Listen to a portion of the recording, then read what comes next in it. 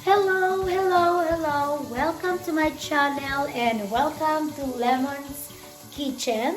So tonight I'm planning to cook tilapia escabeche and I'm gonna share it with you because I'm planning to cook our dinner.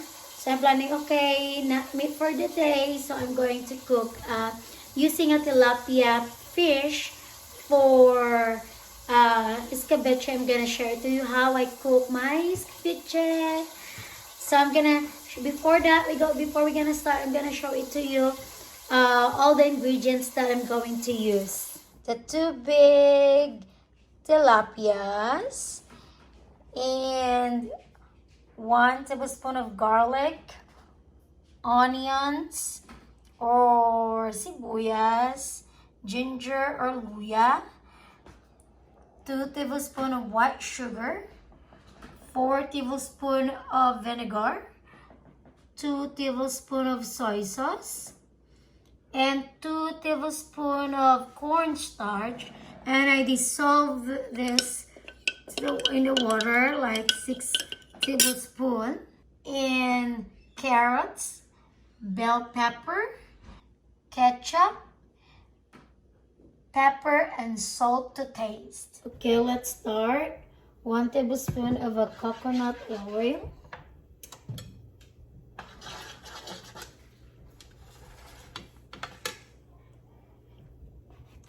Let's saute the garlic.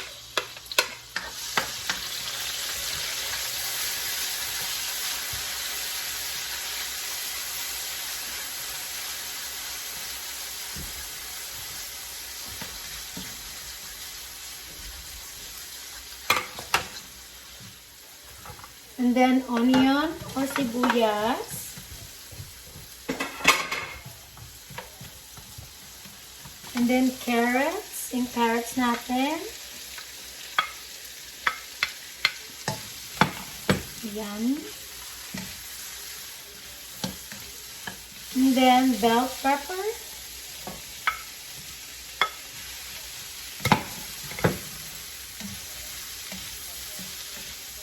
Then onion leaves, itira lang natin yung tatlo para sa ating decoration mamaya.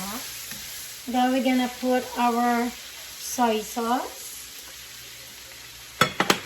our vinegar,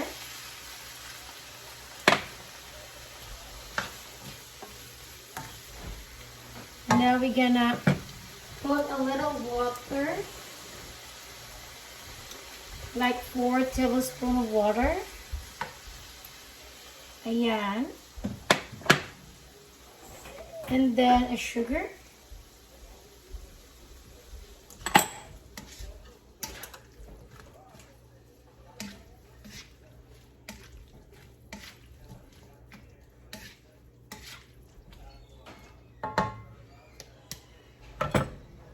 And then our ketchup.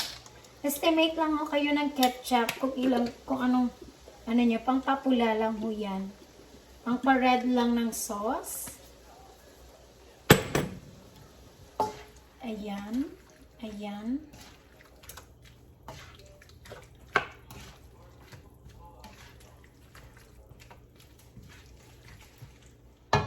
And then salt. And pepper. And then, yung dinisobo natin na cornstarch. Ayan.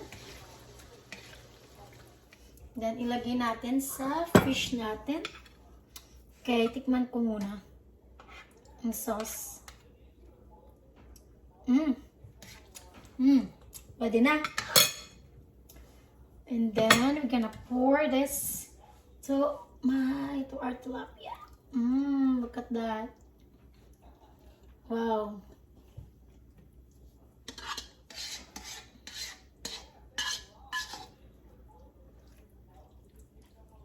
Ayan.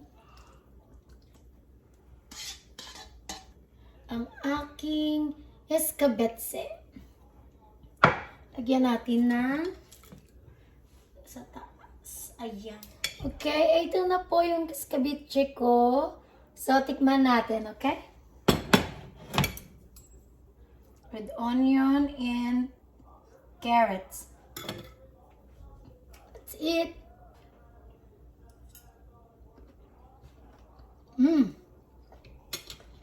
Sarap. Malutong ko yung yung carrots. Hindi ko siya niluto. Like, hindi ko siya in-overcook. So, masarap siya. So,